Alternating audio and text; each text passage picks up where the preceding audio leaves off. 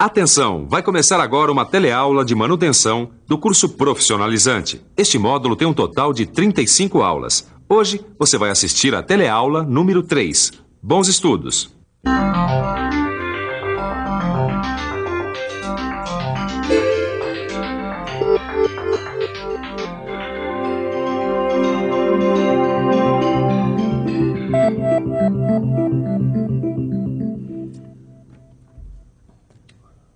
Caminho crítico, diagrama de Gantt, espinha de peixe.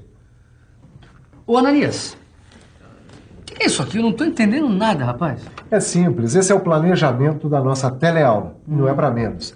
Planejamento da manutenção. É esse o assunto da nossa teleaula de hoje. Na teleaula de hoje, você vai conhecer alguns recursos que facilitam o trabalho de planejamento e programação da manutenção das máquinas e equipamentos de uma indústria.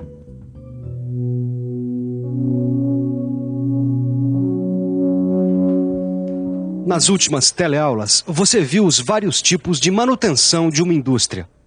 Mas será que você parou para pensar nos riscos que podem acontecer na hora H? Naquela hora em que não tem mais jeito e em que as máquinas e os equipamentos precisam parar para manutenção? A resposta aparentemente é simples: perda de tempo e dinheiro. Justamente para que isso não ocorra, o planejamento procura equacionar o problema de modo que a parada de produção represente o menor prejuízo possível.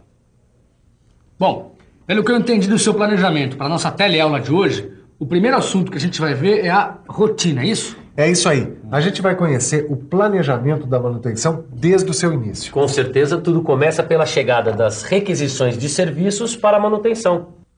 Chegando uma requisição de serviço, a equipe começa a trabalhar. O primeiro passo é definir qual é o serviço e como ele vai ser executado.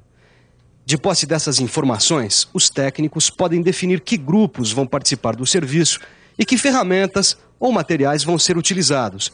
Enfim, tudo o que será necessário para a realização do serviço de manutenção. O resultado prático dessas decisões é registrado em documentos. Um plano de operações. Uma lista de materiais que será enviada para o estoque, ou, se for o caso, para o setor de compras. Várias relações e ordens de serviço.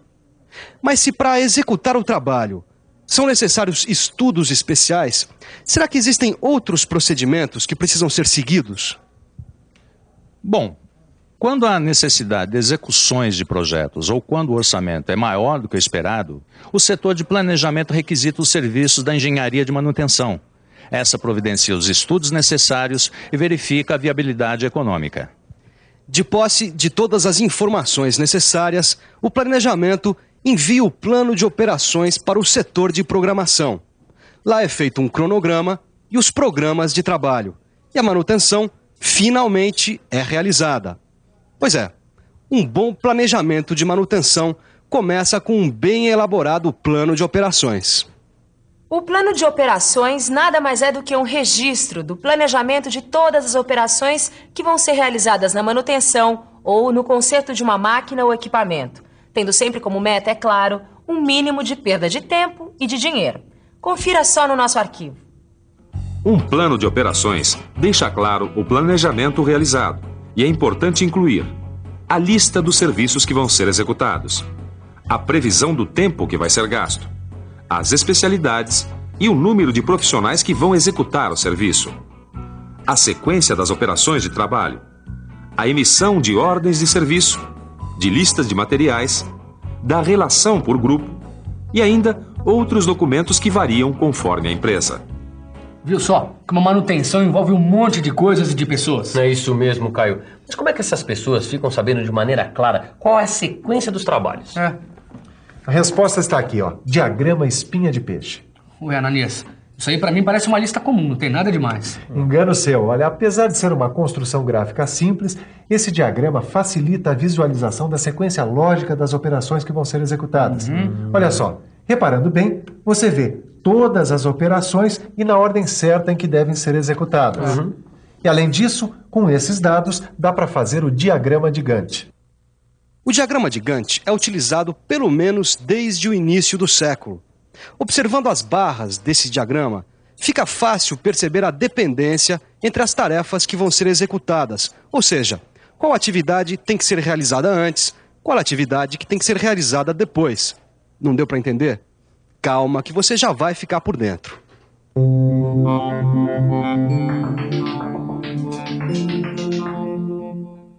O diagrama de Gantt é elaborado a partir de uma tabela com as tarefas, as relações de dependência entre elas e o tempo que cada uma delas vai levar para ser executada. Esses dados são transformados em barras, cada uma delas com um tamanho diretamente proporcional ao tempo de execução real da tarefa. E para facilitar o entendimento do diagrama, observe que o começo de cada tarefa está indicado no fim da tarefa da qual ela depende para ser executada. Tendo como base o diagrama de Gantt, é possível controlar o tempo e, se necessário, reprogramá-lo, e com bastante facilidade. Agora, mesmo com tantas utilidades, existem certas questões que esse diagrama não é capaz de resolver. Dá só uma conferida. Observando o diagrama, fica difícil saber, por exemplo, quais tarefas ficariam prejudicadas se a terceira tarefa atrasasse um dia, ou ainda, quais tarefas seriam críticas para a realização do trabalho.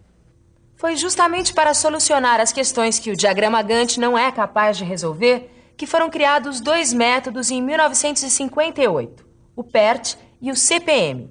O PERT, Program Evolution and Review Technique, quer dizer Programa de Avaliação e Técnica de Revisão. Esse programa foi desenvolvido pela NASA com o objetivo de controlar o tempo e a execução de tarefas que seriam realizadas pela primeira vez. E o CPM, Critical Path Method, ou melhor, Método do Caminho Crítico, foi criado na empresa norte-americana DuPont, com o objetivo de realizar as paradas de manutenção no menor prazo possível e com um nível constante de utilização dos recursos. Calma. Antes de vocês começarem a fazer perguntas, pode deixar que eu explico.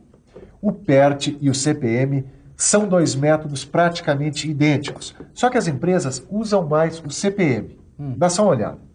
Esse gráfico aqui, ele é montado com flechas, círculos numerados e linhas tracejadas. Tá bom, mas o que são essas flechas, círculos e traços? Essas flechas, círculos e traços indicam, na verdade, as operações que vão ser realizadas, a atividade imaginária e o ponto crítico. Calma que eu explico. Olha, o diagrama de flechas é um gráfico. Cada flecha indica uma operação.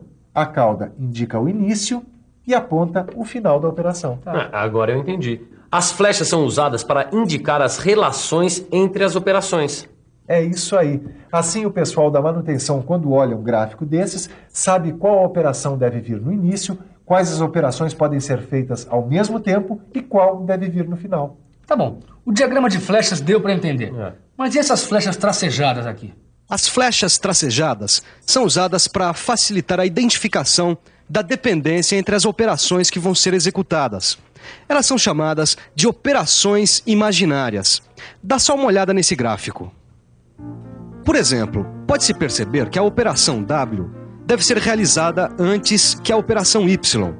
K deve preceder Z e Y deve vir depois de W e K.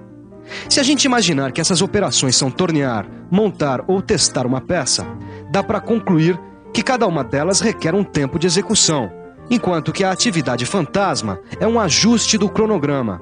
Ou melhor, depende apenas da programação. Até agora você viu como as operações e a relação de dependência entre elas são identificadas no CPM. Mas e o tempo? Ou melhor, está faltando um dado essencial para o planejamento, o tempo das operações. E ainda, além do tempo, que é indicado na seta, outro dado muito importante é o nó ou evento. O nó é apresentado com uma numeração aleatória em círculos desenhados no início e no final de cada operação.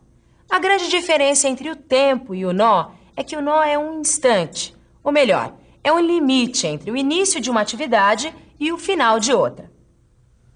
Tá tudo bem, Ananias, mas e daí? Daí que, observando esse gráfico, a gente pode descobrir o caminho crítico. Como é que é? Olha, o caminho crítico é o caminho percorrido através dos nós, cuja somatória dos tempos define a duração total do trabalho.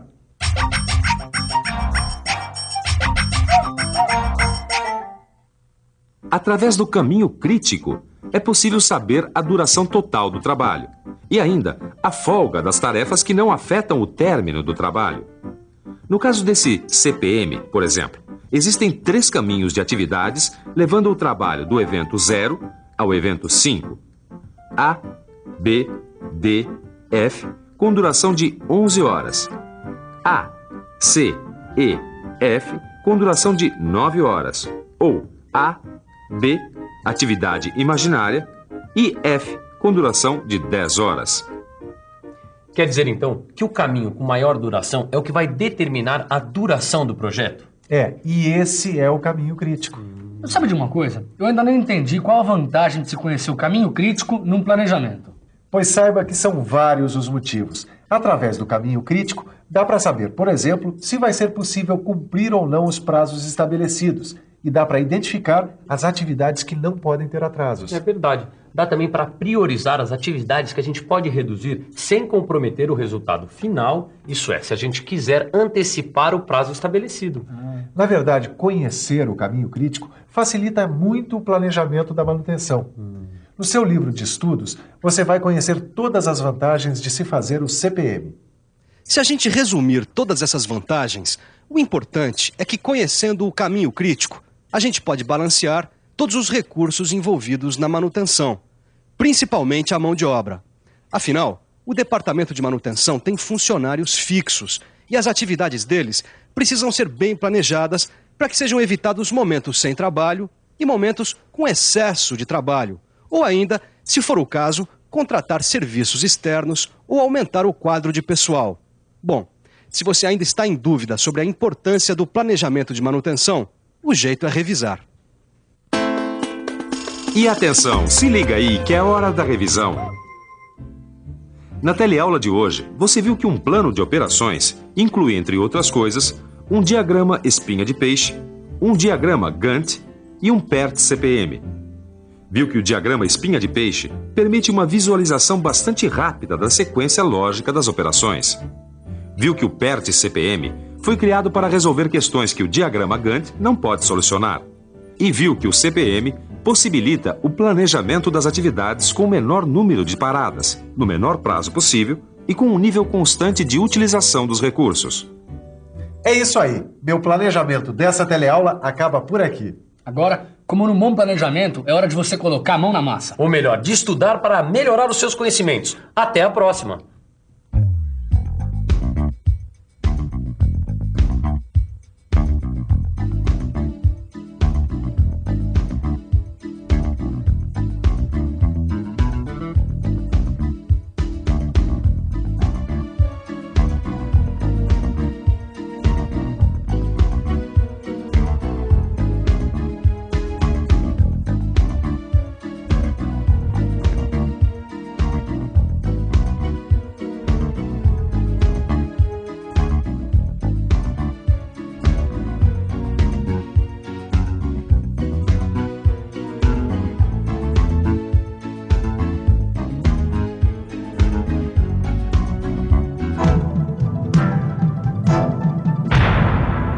Telecurso 2000, um programa de educação do Sistema Fiesp e da Fundação Roberto Marinho.